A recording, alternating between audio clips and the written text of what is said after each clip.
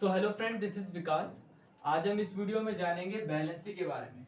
Okay, तो बहुत ही important है ये चीज़ जानना, क्योंकि इससे आपको पता चल सकता है बहुत सारी चीज़ें सेल के बारे में, कितने इलेक्ट्रॉन्स होते हैं, कितने प्रोटॉन्स होते हैं, और बोरो करना क्या होता है, इसके बाद गिव अवे करना क्या होता है, कोई भी सेल कोई भी इलेक्ट्रॉन देता या लेता क्यों है।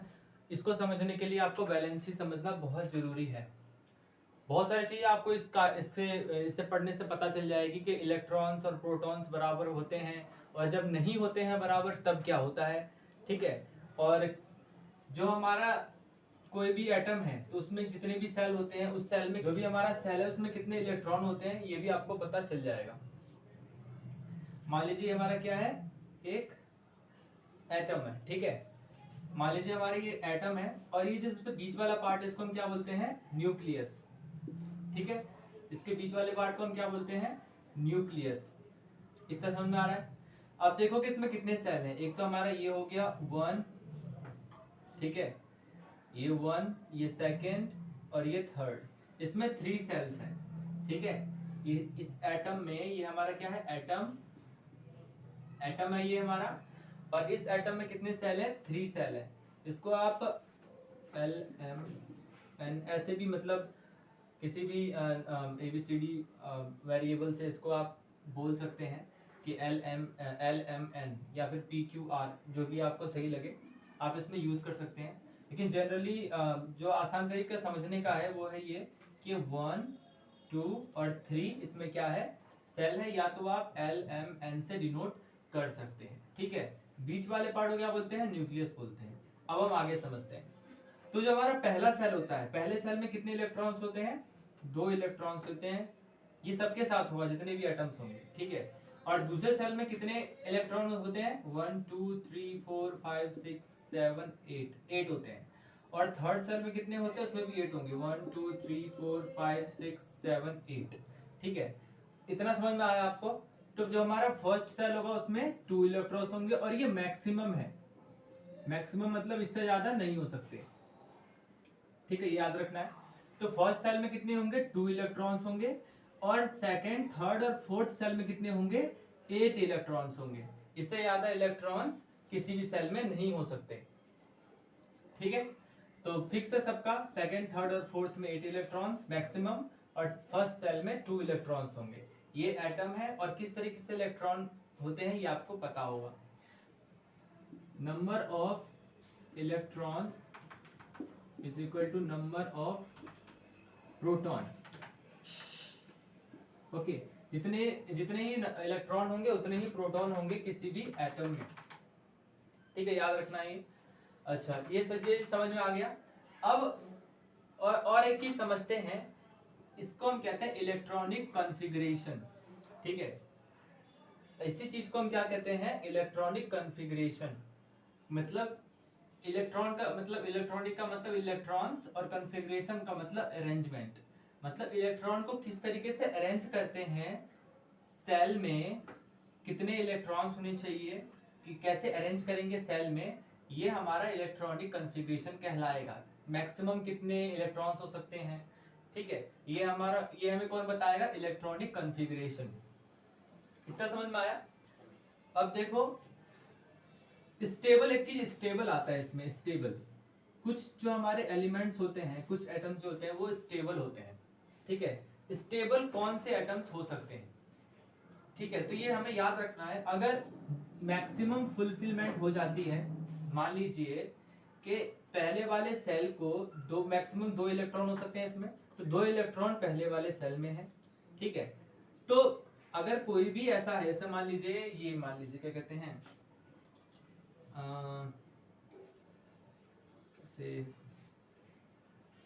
जैसे मान लीजिए ये हीलियम है। ठीक है, हीलियम है। तो हीलियम में जो पहला सेल है ये फर्स्ट सेल है, राइट, फर्स्ट सेल, और ये है सेकेंड सेल।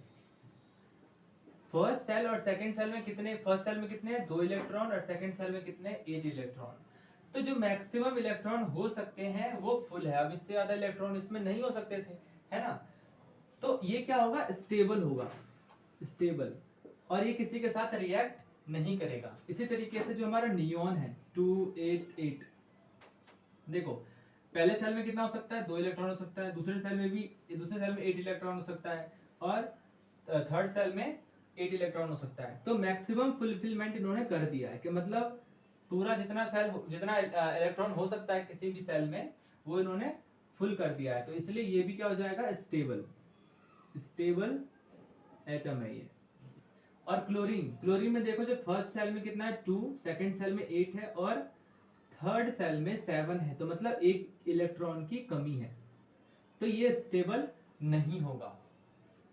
अब यहाँ पे देखिए, जैसे कि मान लीजिए ऑक्सीजन है, ठीक है, ऑक्सीजन है ये, ऑक्सीजन का इलेक्ट्रॉनिक कॉन्फ़िगरेशन क्या होगा, देखो कितने टोटल इलेक्ट्रॉन कितने हैं, 8, ये भी आपको पता होना चाहिए। बस आपको ये पता होना चाहिए कि टोटल इलेक्ट्रॉन कितने हैं उसमें, और उसके बाद आप उसका कॉन्फ़िगरेशन निकाल सकते हो।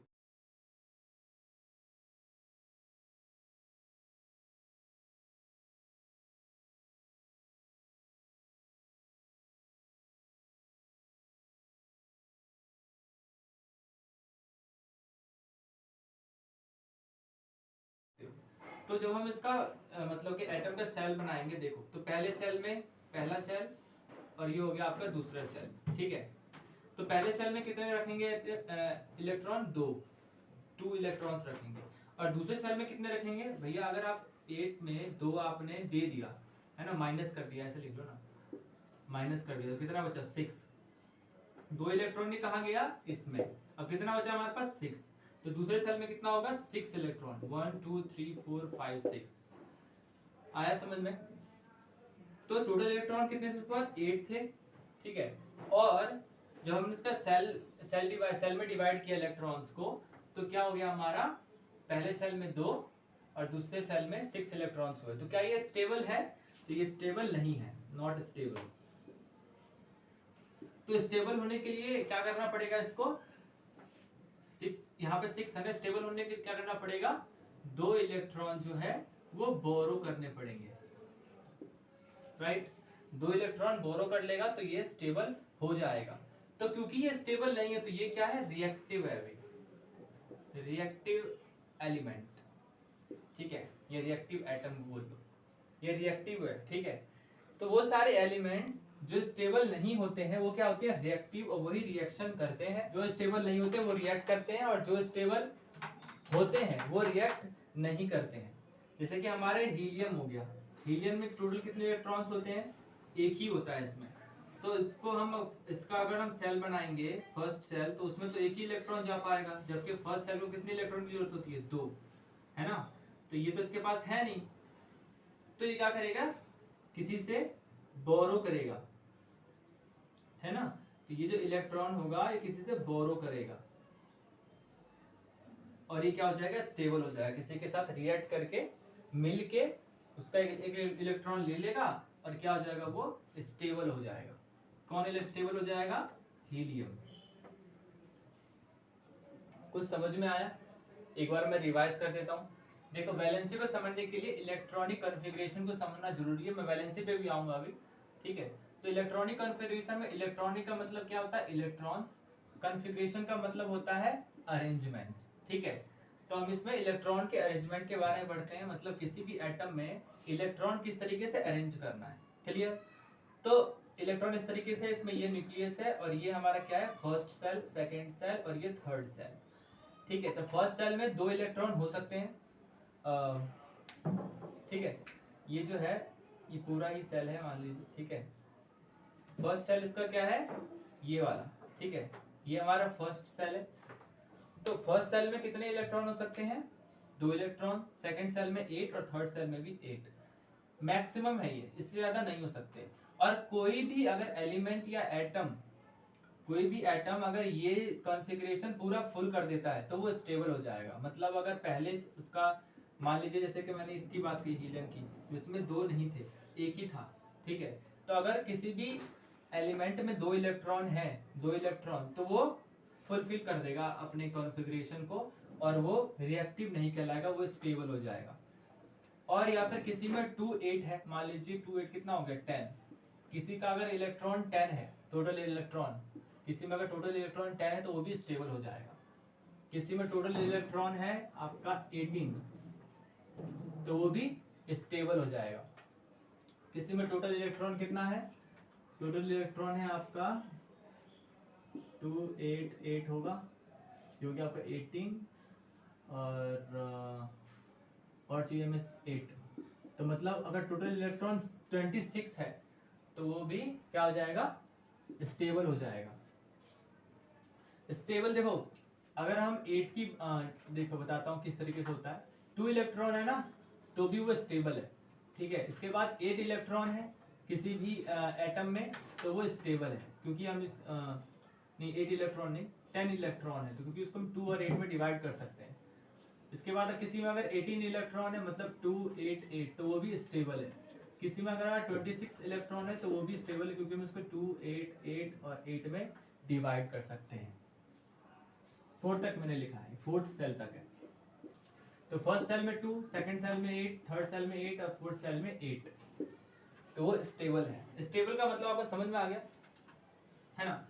तो ये याद रखना है कि ये सारे जितने भी जिसमें भी इतने होंगे इलेक्ट्रॉन पूरे, वो क्या होगा, स्टेबल होगा। जैसे देखो ये नियॉन में पूरे जोड़ो ऐड करो, कितने हुआ, 18 हुआ, 18 इलेक्ट्रॉन है तो ये स्टेबल हो गया।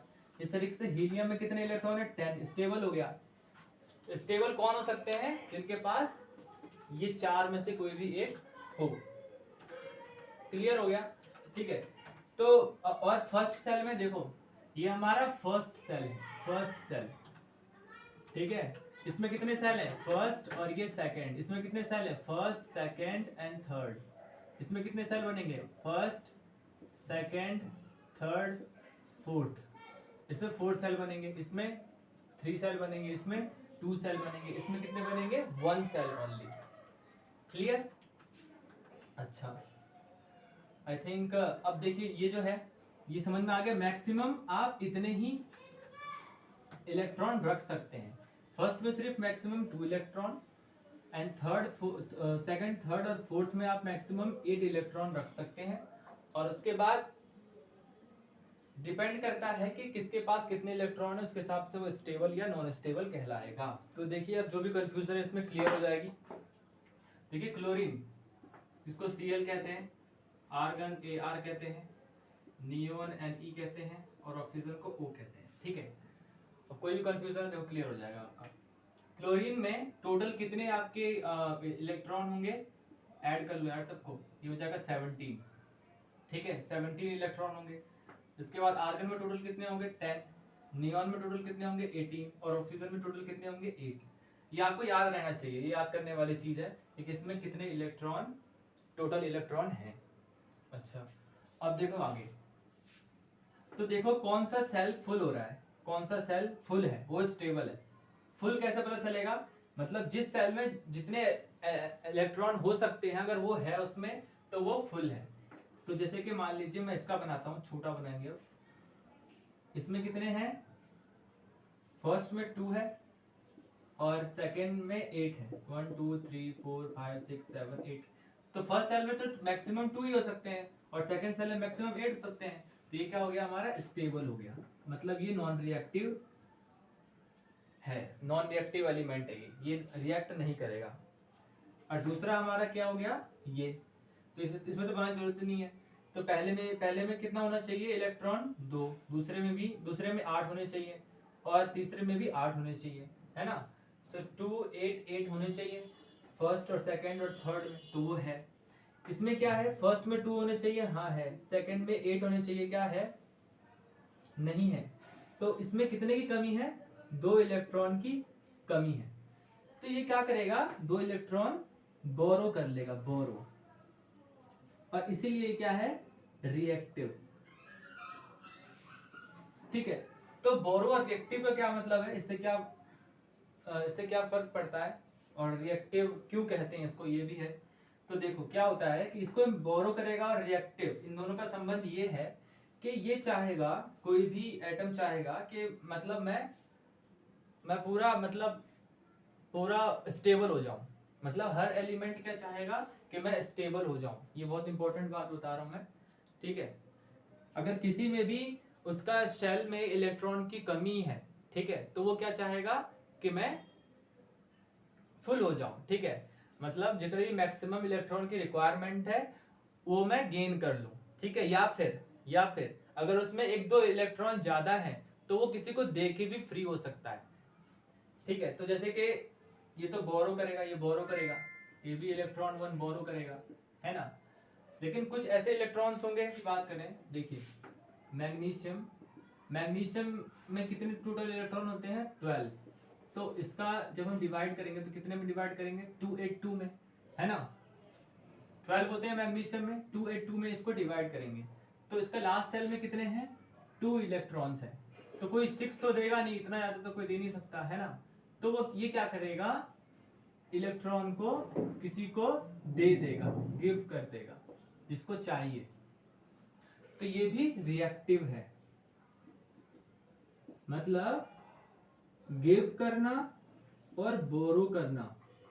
अगर कोई गिव या बोरो करता है, कोई भी एटम गिव या बोरो करता है, कोई भी एटम गिव या बोरो करता है तो वो हमारा क्या हुआ, रिएक्टिव एटम हुआ, ठीक है, रिएक्टिव एटम हुआ अगर वो गिव या बोरो करता है, ये आपको याद रखना है, वो रिएक्टिव हुआ। जो गिव या बोरो नहीं करेगा, जैसे कि हमारा आर्गन हो गया, नियॉन हो गया, तो ये क्या होगा, नॉन रिएक्टिव, ठीक है, ये रिएक्ट नहीं करेंगे। अब समझ में आया। तो ये चाहेंगे जो जो रिएक्टिव है ना, जैसे क्लोरीन हो गया, मैग्नीशियम हो गया और ये हमारा ऑक्सीजन हो गया, तो ये चाहेंगे कि हम क्या करें, अपने जो भी जितने भी इलेक्ट्रॉन सेल में जितने भी इलेक्ट्रॉन की जरूरत है उसको फुलफिल कर लें, या अगर कोई एक दो ज्यादा है तो उसको किसी को दे के स्टेबल हो जाए, स्टेबल होने की कोशिश करेंगे। जितने भी रिएक्टिव एटम्स होंगे वो अपने आप को स्टेबल करने की कोशिश करेंगे। तो ये स्टेबल कैसे हो जाएगा, ये 2 इलेक्ट्रॉन किसी को दे देगा तो इसके पास कितने बचेंगे 2 और 8, तो ये स्टेबल हो जाएगा। स्टेबल होने के लिए इसको 2 किसी को देना पड़ेगा। अब ये स्टेबल होने के लिए क्या करेगा, किसी से 1 इलेक्ट्रॉन बोरो करेगा और ये स्टेबल हो जाएगा। ये स्टेबल होने के लिए क्या करेगा, 2 इलेक्ट्रॉन किसी से बोरो करेगा और ये स्टेबल हो जाएगा। समझ में आ रहा है कि नहीं समझ में आ रहा है। अगर इतना समझ में आ गया, लेन देन करते रहेंगे, ठीक है। तो रिएक्टिव वही एलिमेंट होंगे जिसके पास 1-2 इलेक्ट्रॉन ज्यादा होंगे या जिसके पास 1-2 इलेक्ट्रॉन कम होंगे, वही रिएक्टिव होंगे, याद रखना ही आपको। और वो क्या चाहेंगे कि मैं स्टेबल हो जाऊं। अब आते हैं हम वैलेंसी पे। अगर ये समझ में आ गया तो आपको वैलेंसी भी समझ में आ गया। तो वैलेंसी क्या होता है, देखो वैलेंसी, अब हम सबका वैलेंसी फाइंड करते हैं, ठीक है। इसका वैलेंसी क्या हुआ, इसका वैलेंसी हुआ 1। इसका भी कोई वैलेंसी है नहीं है, जो स्टेबल है उसका कोई वैलेंसी नहीं है, तो इसका वैलेंसी नहीं होगा। इसका भी वैलेंसी नहीं है, ठीक है। इसका कोई वैलेंसी है, हाँ है। कितना है इसका वैलेंसी, इसका वैलेंसी है 2। तो मैं लिख देता हूं, इससे क्लोरीन का वैलेंसी हुआ 1, ऑक्सीजन का वैलेंसी हुआ 2, मैग्नीशियम का वैलेंसी कितना हो गया, मैग्नीशियम का वैलेंसी हुआ 2। ये आपको कैसे पता चला सर, अब देखो क्लोरीन को कितने की जरूरत है, 1 इलेक्ट्रॉन की जरूरत है, तो इसलिए इसका वैलेंसी हम क्या कहेंगे 1 है। गिव और बोरो वैलेंसी डिसाइड करती है, तो वैलेंसी हमें क्या बताती है, कितना इलेक्ट्रॉन देना है आपको या कितना इलेक्ट्रॉन लेना है, कितना इलेक्ट्रॉन देना है और कितना इलेक्ट्रॉन लेना है, ये क्या बताती है, हमें वैलेंसी बताती है। वैलेंसी अब क्लियर हो गया होगा, ठीक है। और जैसे कि हमें क्लोरीन को कितने इलेक्ट्रॉन लेना है 1 इलेक्ट्रॉन लेना है, तो ये हमें क्या क्या कहलाएंगे, इसकी वैलेंसी कितनी है 1। ऑक्सीजन को कितना इलेक्ट्रॉन लेना है 2 इलेक्ट्रॉन लेना है, तो इसकी वैलेंसी क्या कहलाएगी 2।